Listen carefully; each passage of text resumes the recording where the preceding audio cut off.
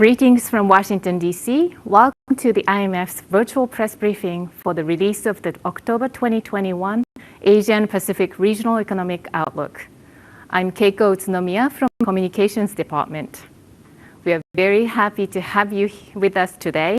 Many of you have already seen the review, as we call it, under embargo, but in case you have not, it is now published on the imf.org. This issue is entitled Navigating Waves of New Variants, Pandemic Resurgence, Slow the Recovery. With that, let me introduce today's speaker, Mr. Changyong Rhee, Director of the IMF's Asia and Pacific Department. He will give a short opening remarks summarizing the key findings of the report. Then we will take questions from you. Changyong? Thank you, Keiko. Good morning in DC and good evening in Asia.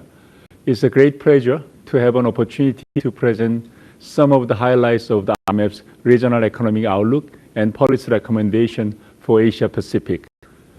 Let's start with our regional economic outlook first. The resurgence of the pandemic amid initially low vaccination rate has slowed the recovery in the Pacific Asian region. As a result, the region's economic growth is downgraded by more than 1 percentage point compared to our April forecast to 6.5% in 2021. It is the largest downward revision compared with any other region. As vaccination rate accelerate, the region is expected to grow by 4.9% in 2022, 0.4 percentage point faster than projected in April. Let me discuss briefly how the forecast differs across country groups. For advanced Asian economies, our forecast is broadly unchanged for 2021, with upgrades in Korea and New Zealand and downgrade in Japan and Australia.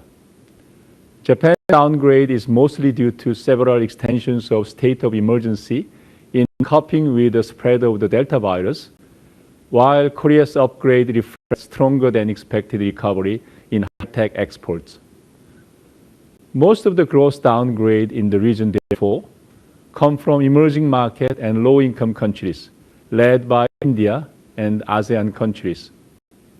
India is projected to grow by 9.5% after a sharp decline in 2020. The ASEAN 5 countries, Indonesia, Malaysia, Philippines, Singapore, and Thailand, are still facing relatively severe challenges from a resurgent virus and weakness in contact-intensive sectors. At the same time, the outlook for tourism remains subdued, affecting the recovery in Cambodia, Laos PDR, and Thailand. China's story is a little bit more complicated. China is projected to grow by 8.0% in 2021, revised down from 8.4% projected in April, reflecting partly the spread of Delta virus, but a significant fiscal policy tightening playing an important role too. To achieve authorities' policy goal of deleveraging, tightening in the property sector is unavoidable, but it is currently weighing on real estate investment, and there are signs of stress for some developers. Finally, we also downgraded the growth outlook for Pacific Island countries, reflecting the continued hit to tourism and constrained policy space. COVID-19 pandemic is expected to leave medium-term scars to Asian economies. Divergence in economic prospect across countries, sectors, income, and skill levels in age and gender will remain the most important feature of the ongoing recovery. Output levels of the developing countries compared with advanced countries are expected to remain below pre-pandemic trends in the coming years, reflecting differences in policy support and vaccine rollouts. As slower vaccination in Asia is one of the key factors for the slowdown in Asia's growth momentum this year, let me reiterate some of the key findings from our first analytical chapter. First, ironically, successful containment of the virus in 2020 in Asia was a main factor which led to slower vaccine rollout in Asia. While Asia's vaccination is now catching up now, there is a still divergence across countries along income groups. Second, there is a complementarity between containment and vaccination policies, so using them both together can help reopen economies faster. Third, there are significant positive spillover effects from neighboring countries' vaccination, suggesting the need for more vaccine sharing. No single nation can fully recover until all countries are safe. Turning to the risk around our forecast, the main risk is related to evolving pandemic dynamics. For example, the possibility of a COVID becoming an endemic and the low vaccine efficiency against new variants. Rising inflation is also posing uncertainties as higher commodity prices, supply chain bottlenecks, and rising shipping costs continue to pull inflation pressures. It is also increases risk of financial spillovers from U.S. monetary policy normalization, as U.S. Fed is more likely to start normalization earlier if inflation pressures increase further in the United States. The increase in inflation in Asia, however, has been more subdued than in other regions so far, but risk is rising. Given these challenges, how can policymakers best support the recovery? The first priority should be to address the health crisis. Swift and broad vaccination and equitable sharing of vaccines globally are very critical. Second, policymakers should articulate credible medium-term fiscal framework to ensure debt sustainability while acknowledging the need to maintain accommodative policies in the short run, where the recovery is fragile and inflation is under control.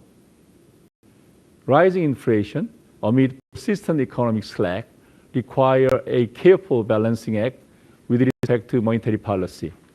Central banks should be prepared to act quickly if the recovery is faster than expected or where there is a tangible risk of rising inflation expectations.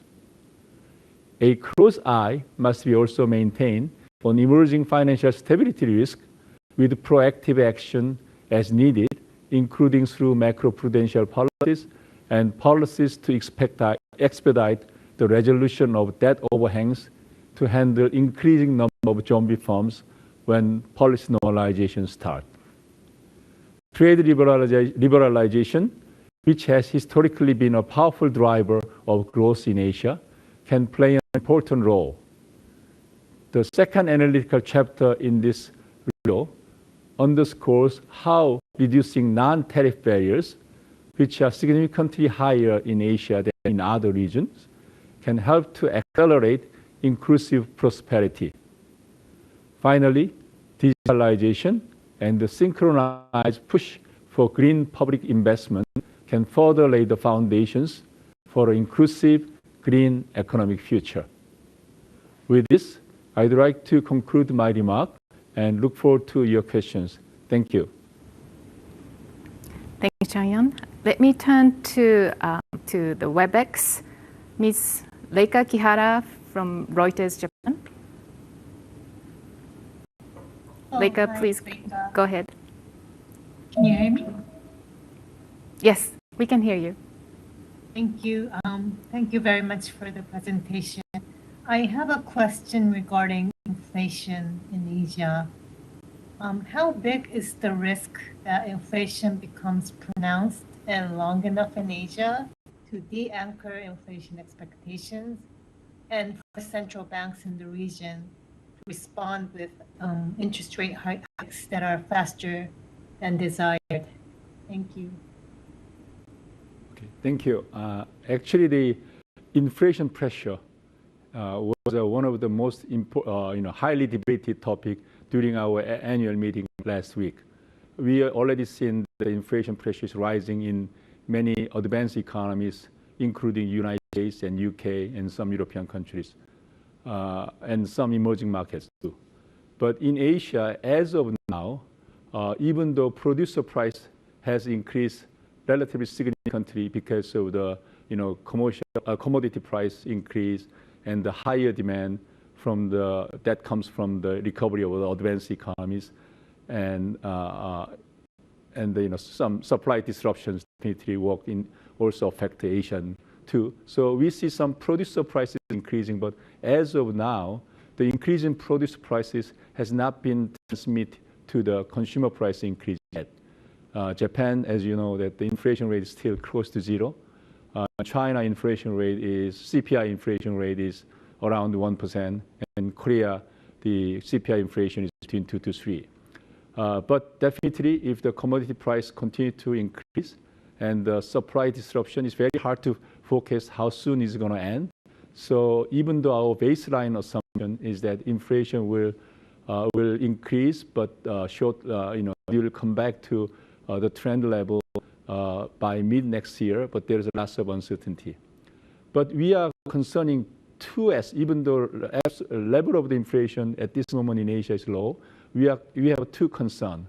One concern is that compared with the advanced economy central bank, many Asian central banks are now trying to adopt the inflation targeting, and hasn't built up the significant reputation for the inflation targeting framework. So that may cause the more risk anchoring the inflation expectation if inflation starts to increase, compared with many other advanced economies which has a history and the reputation. Second one is that even though Asia inflation rate is relatively low, if the U.S. had a further increase in inflation rate, that will definitely likely to cause U.S. Federal Reserve to increase interest rate earlier than we expected, and that may have a quite significant implication for the region in Asia, especially our interest rate too. Thank you. Next, let me turn to Ms. Maolin Xiong from Xinhua News Agency. Maolin, go ahead. Thank you very much. Thank you, Keiko, and thank you, Changyong, for the opening remarks. I have two questions. First, just want to follow up on the inflation question. You mentioned that there are concerns, one of which is if the U.S. further has higher inflation, the central bank might move faster than expected, and there will be significant implication for the Asia region. I was wondering whether you could elaborate a little bit on what's the significant implication for the Asia economy, and particularly for the Chinese economy. Secondly is about trade liberalization. I think the report highlighted the importance of trade liberalization for the Asian economies. And China has recently announced its application to join the CPTPP. Could you share some thoughts on the latest development? Thank you very much. Thank you, Maolin. Also, Linda Curran from Bloomberg has the similar question, the impact of Fed tapering on Asia. Okay, thank you. The impact from the possibility of the U.S. monetary policy normalization is an important topic, and we covered in our regional economy, our report itself. And if I just summarize it, what kind of impact Asia will receive depending on the driving cause of interest increase in the United States. If the U.S. growth go on further, and maybe Biden's infrastructure investment plan actually have a more stimulus, and so if the U.S. economy continue to grow and that cause interest rate increase in the United States, I think there is a positive as well as a negative impact both. In terms of higher growth U.S. means that many Asian countries have can have more exports to the United States. That is a positive aspect. And then the higher interest rate will tighten global financial markets. So there will be some mixed impact together. On the other hand, if this U.S. interest rate increase is actually caused by the supply side constraints, such as the higher inflation due to the supply side disruption kind of things, without having a much higher growth rate, then I think that will have a more negative impact because it's interest rate. What we are worrying about is that after the global financial crisis, Asia also rely on large stimulus packages. And then after the COVID, given relatively limited policy space, many Asian countries actually increase the leverages. So if you look at the leverage ratio in Asia overall, it's quite higher than before. So the higher interest rate in the United States can cause a capital outflow from the region, that can cause a depreciation, that can cause a domestic financing market cost increase, and those things will probably have a negative impact on the recovery of Asia, which is still slightly slow. And for the CPTPP, I think that China has RCEP trade agreement with many Asian economies, but compared with RCEP, CPTPP has a very higher ambitions in areas such as e-commerce, intellectual property, and include many service sectors. So I think given its higher ambition levels, if China joined the CPTPP and open its market more, that will be good for China, but also very good for for the global economy. Okay. Next question will be Mr. Anthony Rowley of South China Morning Post. Anthony?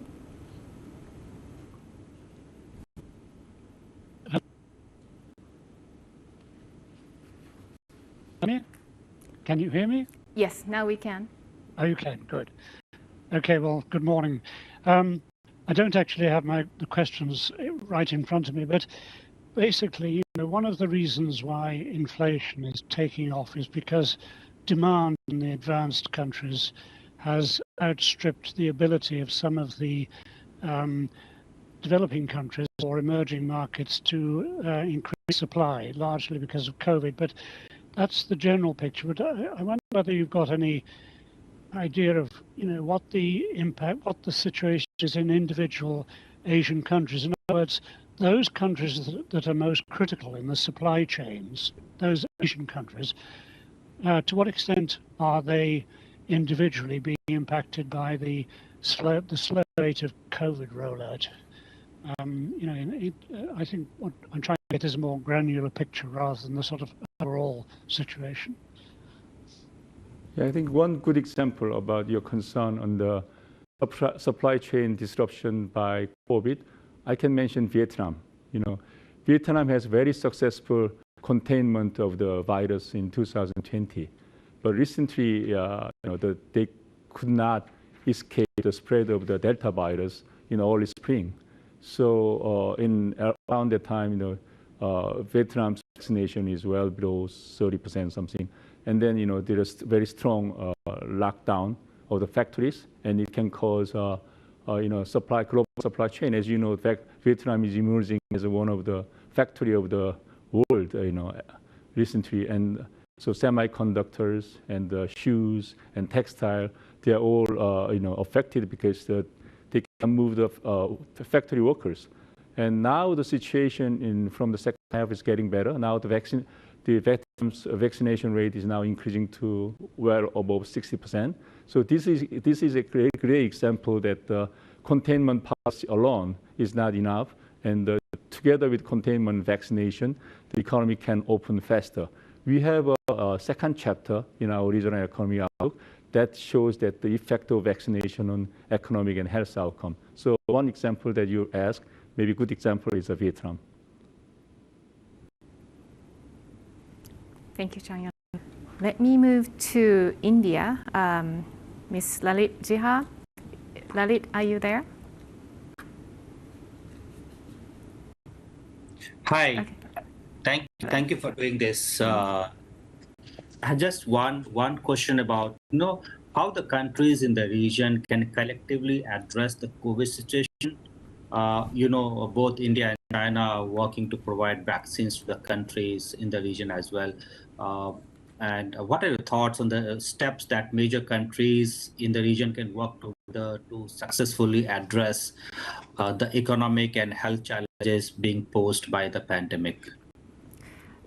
Changyong, if I may, okay. I have a similar or related question on COVID and vaccination from Mr. AKM Kamaluddin Chowdhury from BSS Bangladesh. He's asking, ensuring vaccination for all is very important to rebound the economy. Different development countries like Bangladesh are trying to this end. Due to the failure of commitment of producer countries, developing countries are not able to implement universal vaccination. What is the policy of the IMF in ensuring availability of vaccines for developing countries, including Bangladesh? I think this is a great question. Fund as a multilateral institution, we really emphasize the need to share the vaccine across countries, and especially for low-income countries. And we are very proud that India and China, as a major vaccine producers, provide a lot of vaccines to other countries. But also, like Japan, share the vaccines, already donated 20 million doses of the vaccine, and they promise to donate further to 60 million. So Asia is doing their part. But at some point, when Delta virus is actually spreading very fast, India had to stop exporting these vaccines for the emergency treatment. But now they are starting to re-export their vaccines. So overall, fund ourselves to emphasize why the vaccine sharing is so important. For example, if you read our third chapter, we have strong evidence that vaccination has a strong positive spillovers. So one country's vaccination actually helps to others, and no country can be safe until all countries are vaccinated.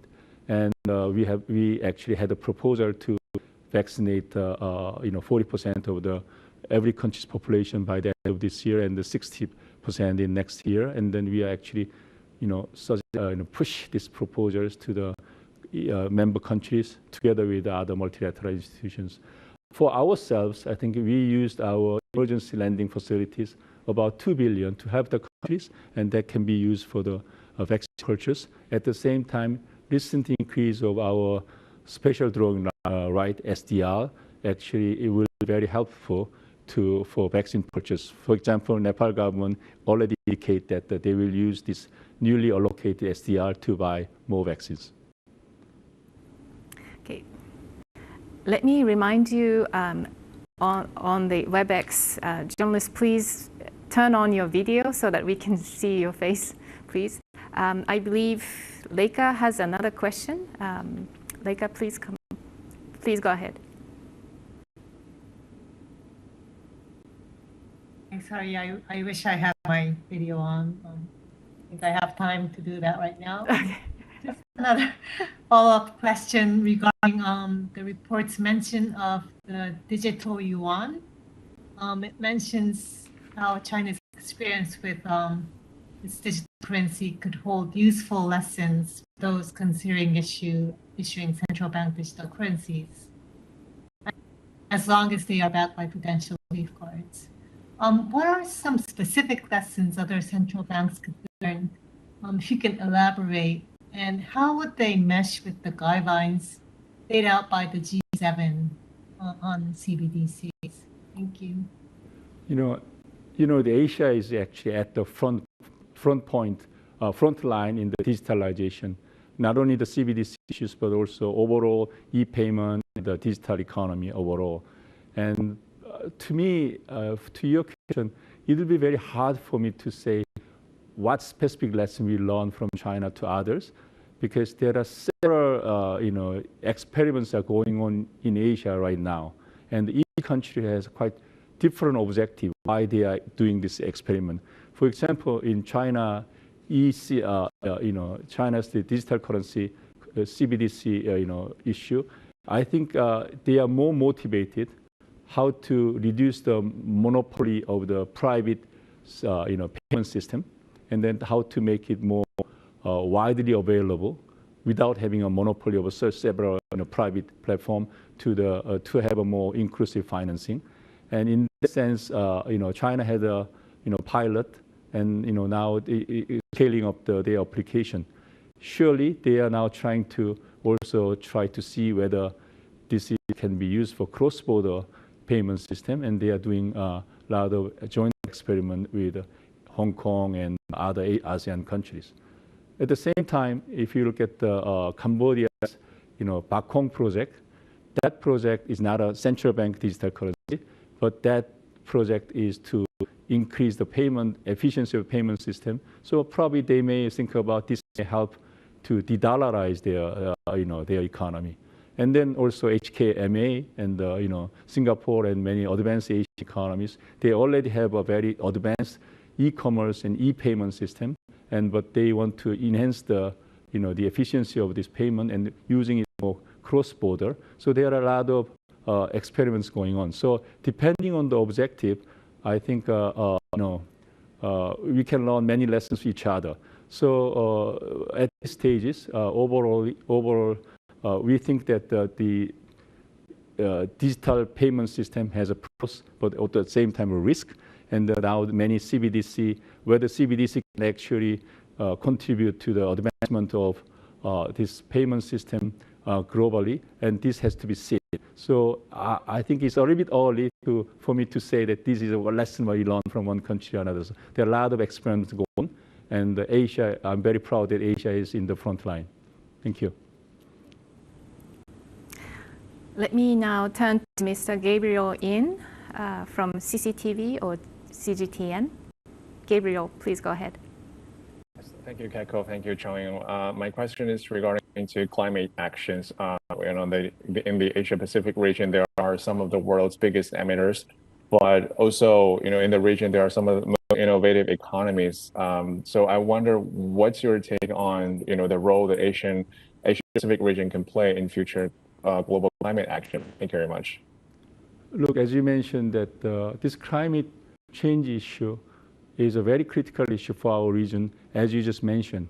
You mentioned that the large emitters are in the Asia. I think in Asia, within top 10, the emitters, probably 6 countries are from Asia, 5 to 6 countries are from Asia.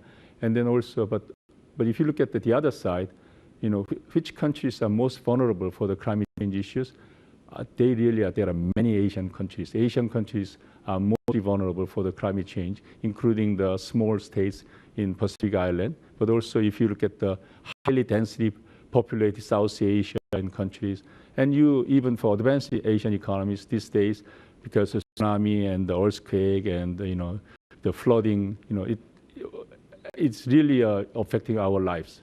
So, to me, it's a little bit challenge because as of now, developing Asia rely on fossil fuel energy as a major source, and to reduce them, and then moving to the more clean energy such as solar and wind, and those things will require technology. And then also these days, using more nuclear energy is very politically controversial in many countries. So the transition will be hard, but I believe that the transition we have to we have to bite the bullet and have to, move on for 2 important reasons. First of all, if Asia is a very export-oriented economy, right? But if Asia do not react, other advanced economies are already reacting. And I don't know whether the cross-border carbon tax will be implemented or not, but I'm sure that there will be more high regulation on the carbon imprint of many products that we export. So unless you reduce your carbon contents in your export, this export-driven economy cannot continue because other advanced economies won't use it, and we have to change. But more than that, I think if you think about this, the climate change issue, this really affects our quality of life. Now, if you ask question from China, so the air quality of China issues and all these things. Many ASEAN countries whenever there is rain, they have a problem of the traffic. And also, the India and others, we all know the air quality, including even advanced Asian countries, including Korea and others. So, and that can cause a lot of health issues too. So before actually we think whether this is a pressure from other advanced economies, at this moment, I think that addressing this climate change issue really affect our quality. So we may sacrifice some growth, but I hope that the technology development allow us to having both growth as well as emission cut. But if even before the technology is available, addressing this issue is really critical for our quality and health. Thank you. Let me turn to the IMF's online press briefing center. We received some questions in writing. Let me go to the one on Mongolia. Ms. Rinchbat Oyuntsetseg from Econ Mongolia. She's asking, she or he is asking, what fiscal and monetary policies should Mongolia pursue to maintain its post-pandemic recovery and achieve sustainable development goal? What are the biggest challenges and risks for Mongolia? I think Mongolia suffered also because of COVID and they locked down the economy, even though the number of the people who was affected by COVID was relatively low. Now Delta virus, there is some increase, but still compared with other countries, their containment policy was relatively successful. So that's one of the reasons why they are rebounding from -5% growth rate and to now the close to 5.2% growth rate we are expecting this year. And also Mongolia was relatively, in some sense, lucky because commodity price increased. Their coal and copper price increased, and also at the same time, taking advantage of the very low interest environment in the global financial market, they refinancing some of the the maturing debt in the next 1 or 2 years. So Mongolia is better shaped than the others, but you asked about what kind of monetary and fiscal policy they have to do it. Definitely it is important for them to think about some active policy given that they are recovering. But more importantly, I will mention the structural policy is much more important than just simple money and monetary and fiscal policy. I think Mongolia now has some space. They have to use this opportunity to address more structural issues such as how to strengthen banking capital and banking sector reform. Because otherwise, Mongolia will continue having a boom and burst cycles. So in order to avoid a boom and burst cycle, which depends on the commodity price cycles, I think Mongolia need use this opportunity to do the structural reforms such as banking sector reforms. Okay. Next one is from Taisin, Singapore. Ms. Yan Min is asking about Singapore and ASEAN. Singapore is one of the earliest countries to tighten monetary policy. Is it a good timing considering Singapore is still struggling with COVID-19 new normal? What will be the influence of Singapore's tightened monetary policy for economies in ASEAN? I think I cannot probably agree with the statement that Singapore is still struggling with the COVID. I think compared with the other countries, Singapore's vaccination rate is well above 80%, and Singapore has contained the virus very well. And now with the high vaccination rate, Singapore is moving from pandemic to the endemic period, and policy is more toward how to live with pandemic. I think that may be the future, and in that sense, Singapore really shows an example what other countries follow once our economy recovery is start to accelerate. I think we are expecting Singapore grow 6% this year, and yes, assuming that there is no new variants will coming. But given the high vaccination rate, I think Singapore can maintain that rate, and I think we are actually learning a lot from Singapore because they are now introducing many policies that actually based on the assumption how we live with this pandemic as more regular basis, and that may be a wise policy. And we never know what will be the new normal. Okay, we have a couple of Philippine-related questions, and then let me combine them. Basically, they are asking about the COVID recovery policies. Mr. Norman P. Aquino from Business World Philippines is asking, the IMF just cut its 2021 growth forecast for the Philippines to 3.2% from 5.4%. What are your expectations for the second half? Will the granular lockdowns help ease the effects on economic output, even if there was a flash fresh surge in infection in August. Has the IMF August already considered the granular lockdowns? Yes, indeed. I think Singapore has maintained relatively high growth rate, around 6 to 7% before pandemic. When the pandemic started, Philippines actually suffered a lot because Philippines is heavily based, rely on the tourism, and they have many contact intensive service sector is a backbone of the economy, and definitely this lockdown will have a more impact negatively on compared with other economies. So at this moment, why we have revised down our growth forecast to 3.2, which is quite significant, downward revision. But as you know, our data point cutoff date is around September. So we are reflecting the September data, and if the government can control the Delta virus, better, and then now the Delta virus spread is significant slowdown, probably we revisit our forecast. But at this moment, what we are worrying about is that Philippines vaccination rate is still around 25%. So that seems to be low. So in order to having a more sound and stronger rebound, I think the vaccination must be the first priority. So as I mentioned, there is a complementarity between containment policy as well as vaccination.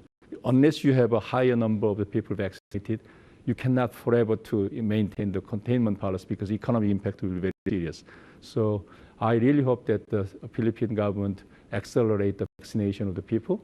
And with that, I hope that they can go back to the previous economic trend, such as 6 to 7% growth rate based on their build infrastructure investment plan. Okay. Thank you, Changyong. Hope that answers to your question too, to Mr. Ben Arnold from Philippine Daily Inquirer. He was asking also policy recommendation to address the pandemic scarring. So with that, this will conclude our briefing on the Asian Pacific Regional Economic Outlook. The video recording of this briefing will be made available on our website as well as various social media platforms. The transcript will be posted on imf.org later today as well. Thank you again for all of you to join us today. Please stay safe. Goodbye. Thank you so much.